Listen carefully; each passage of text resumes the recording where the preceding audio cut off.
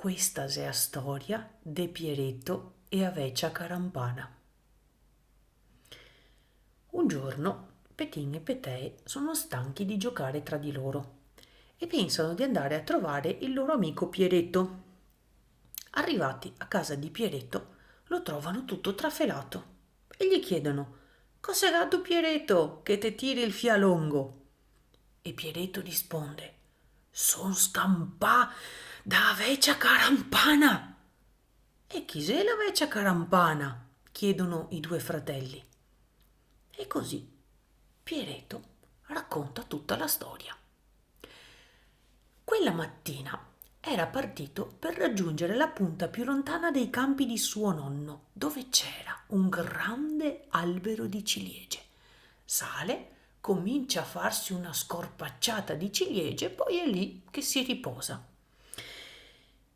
E vede arrivare una strana damigella. Quando questa damigella arriva sotto all'albero, dice: «Bel bambino, portami giù delle ciliegie».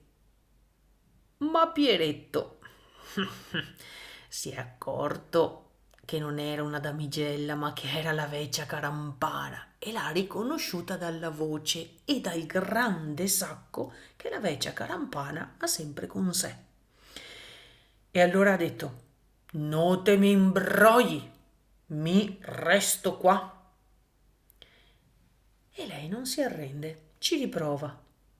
«Bel bambino, aiuta la giovane damigella». E lui: «No cara, non te mi imbrogli, mi resto qua». E allora lei riprende: «Bel bambino, portami giù delle ciliegie, oppure chiamo la Vecia Carampana». E lui: non te mi imbrogli Vecia, mi resto qua».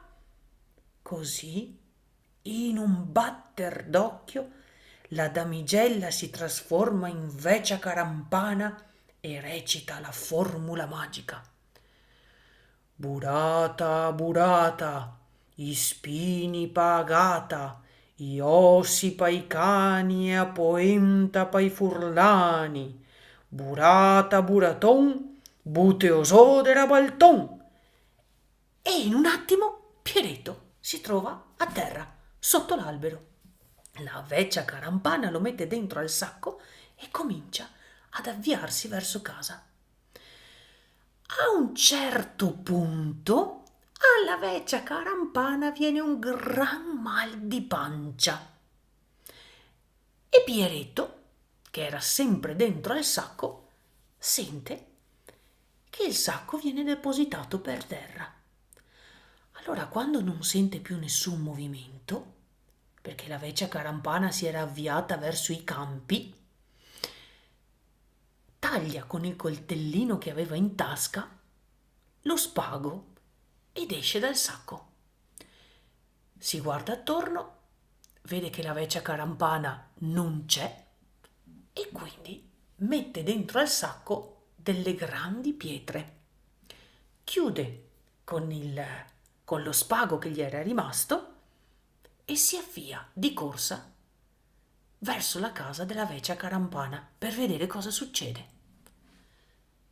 Dopo un paio d'ore, lui è lì nascosto sotto la siepe e arriva a casa la Vecia Carampana con questo sacco pesantissimo.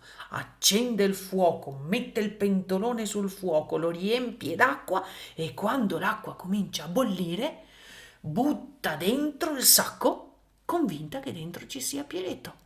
E in realtà era pieno di pietre. Le pietre hanno fatto un grandissimo vapore e il vapore si è portato via la Vecia Carampana. Pieretto, quel giorno, con la sua astuzia, ha liberato il paese dalla Vecia Carampana e felice, pian piano, a piedi se ne è tornato a casa.